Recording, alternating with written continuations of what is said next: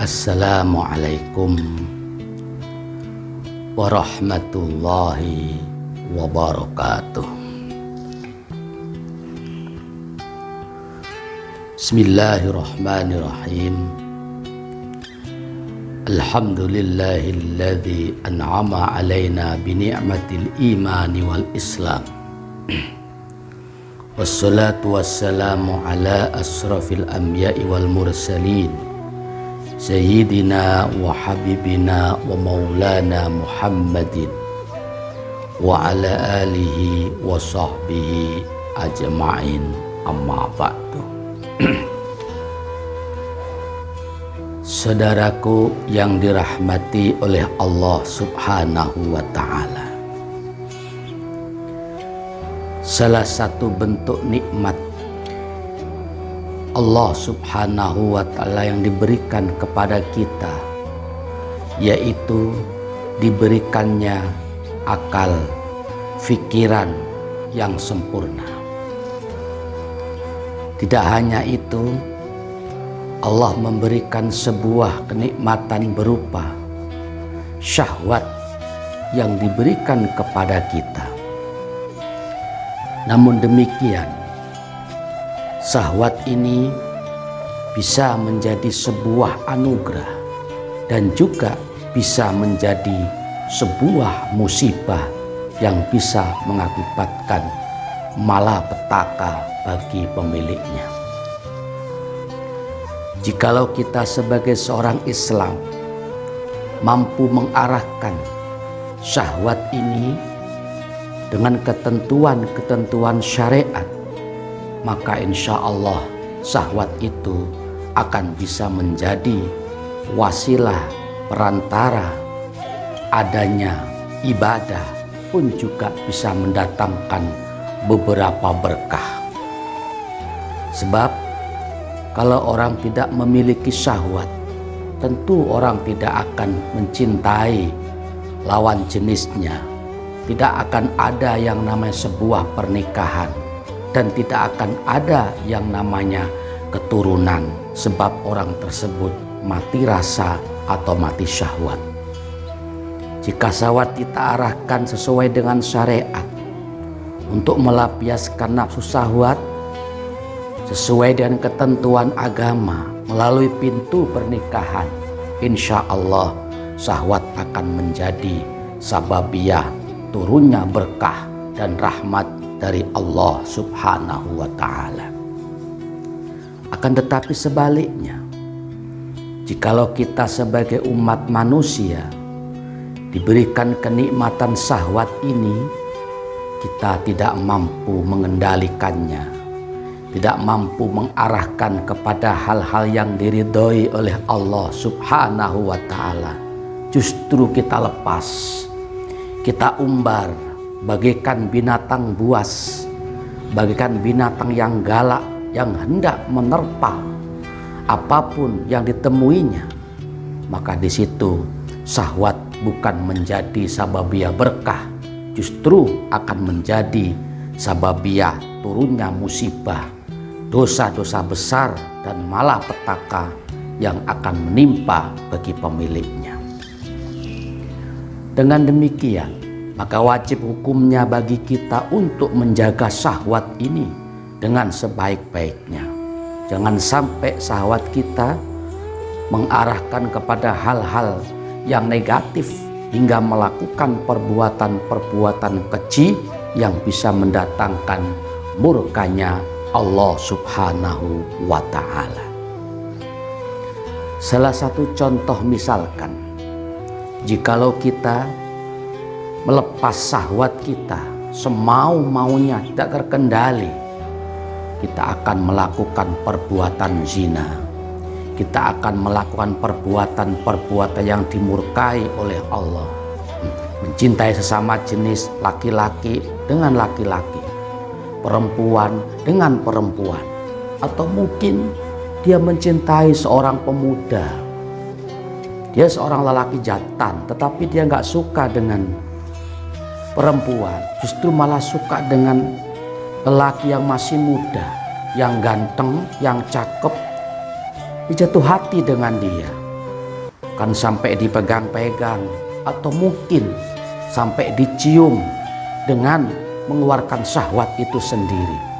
Itu adalah perbuatan keji yang tidak diridhoi oleh Allah Subhanahu wa Ta'ala. Apa mungkin terjadi itu semuanya? Mungkin bagi orang yang memiliki akal, pikiran nalar normal dan sehat, sepertinya tidak akan terjadi.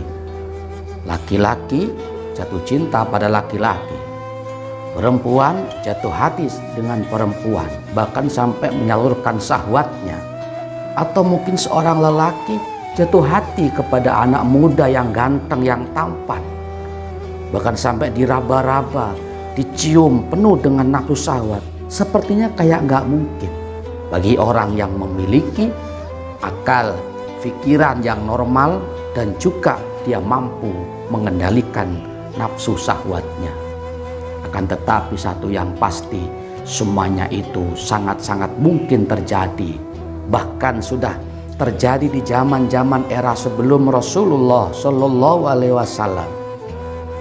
Sampai detik ini hari pun ternyata masih banyak yang melakukan hal-hal semacam itu. Padahal siapapun yang melakukan perbuatan yang al-fakir tadi disebutkan, itu semuanya adalah perbuatan dosa yang dikutuk oleh Allah Subhanahu wa Ta'ala. Na'udzubillah min dzalik. Dalam hal ini, mari sama-sama kita kaji hadis berikut ini.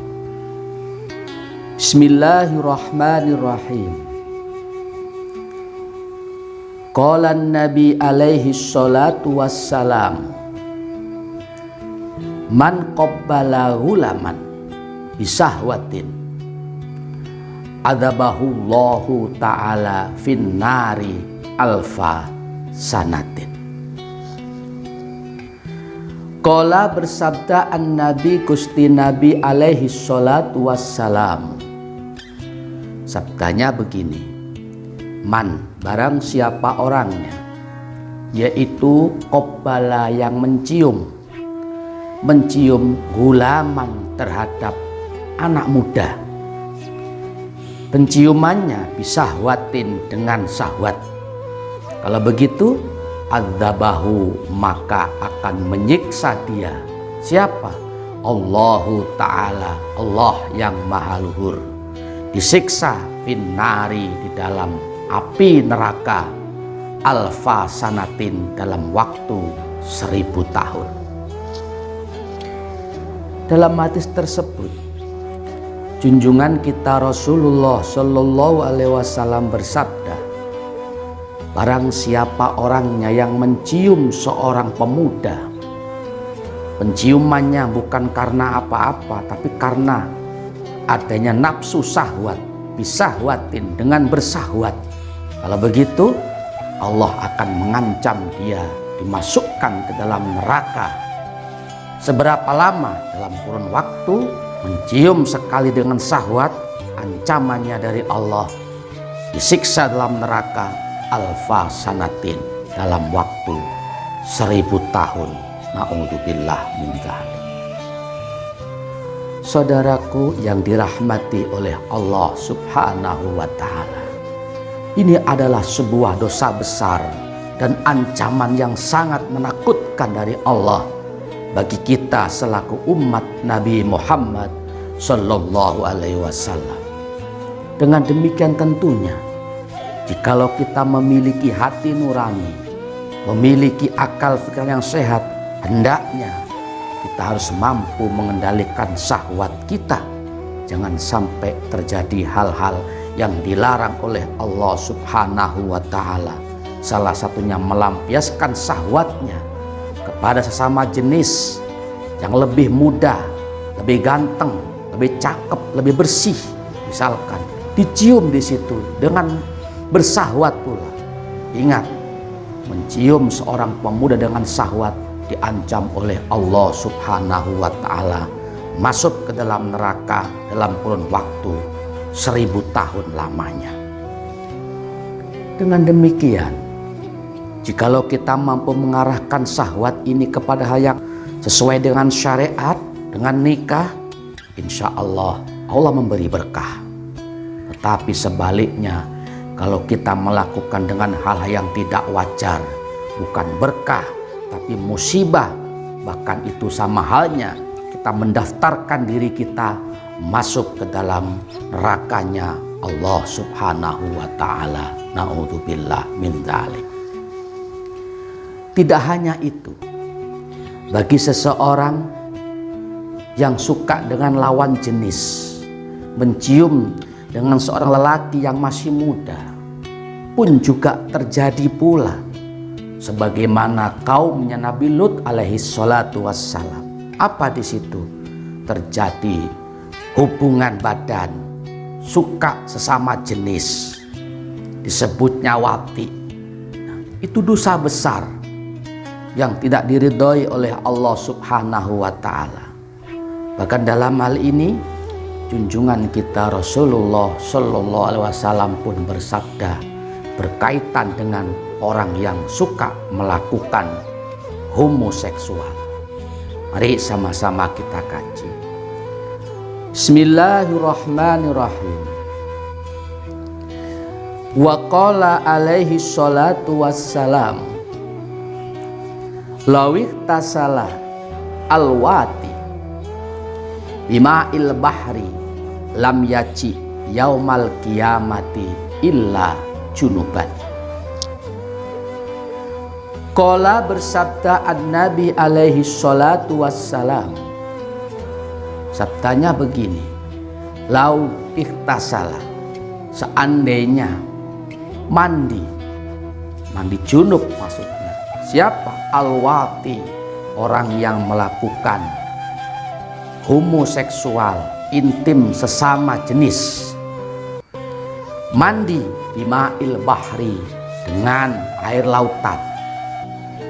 Walaupun demikian, lam yaji, tidak akan datang. Dia tidak akan datang yaumal kiamati, besok di hari kiamat, illa junuban, kecuali dalam keadaan masih junub. Ini termasuk juga ancaman berat bagi orang yang melakukan homoseksual.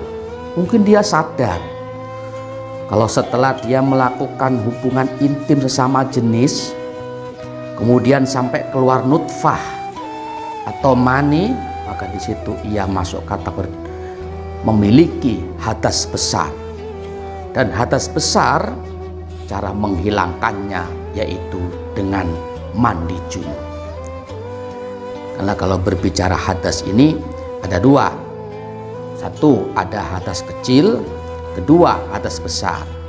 Hadas kecil, cara menghilangkannya dengan berwudu, agar kita bisa melaksanakan ibadah sholat suci badan kita dari hadas kecil, dihilangkan dengan wudu. Hadas besar, ya, cara menghilangkannya, mensucikannya dengan mandi junub. Kalau kita sudah menetapi syaratnya, misalkan ada air itu melebihi daripada 2 kula dan lain-lain sebagainya, insya Allah jika rukun mandi kita lakukan dengan baik, maka orang tersebut sudah bersih daripada hadas besar. Tetapi tidak dengan orang yang junub, sebab dia melakukan hubungan badan sama jenis, homo atau wati.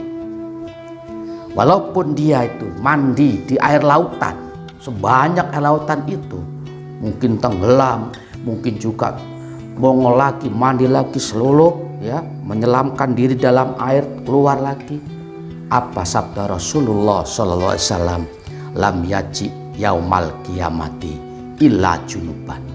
Dia tidak akan bangkit dari alam kuburnya ketika ia menjumpai hari kiamat kecuali illa junuban, dalam keadaan masih junub atau masih memiliki hadas besar. Na'udzubillah summa na'udzubillah min dzalik.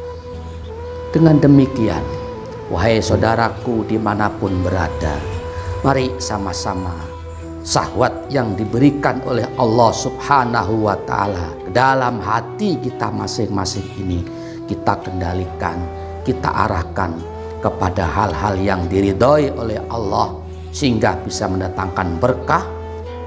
Dan jangan sampai kita lepas kontrol, lepas kendali sehingga kita semau-maunya nurutin syahwat ini, hingga syahwat ini bukan menjadi sebuah anugerah tapi malah menjadi musibah dan mengantarkan pemiliknya masuk ke dalam nerakanya Allah Subhanahu wa Ta'ala.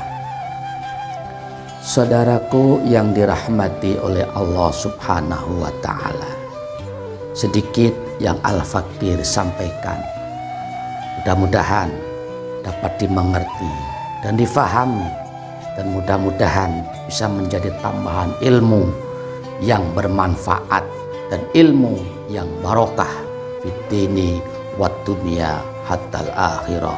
Amin amin ya rabbal alamin. Terima kasih atas perhatiannya. Mohon maaf apabila ada salah dan kurangnya. Wallahul muwafiq ila aqwamit thoriq. Assalamualaikum warahmatullahi wabarakatuh.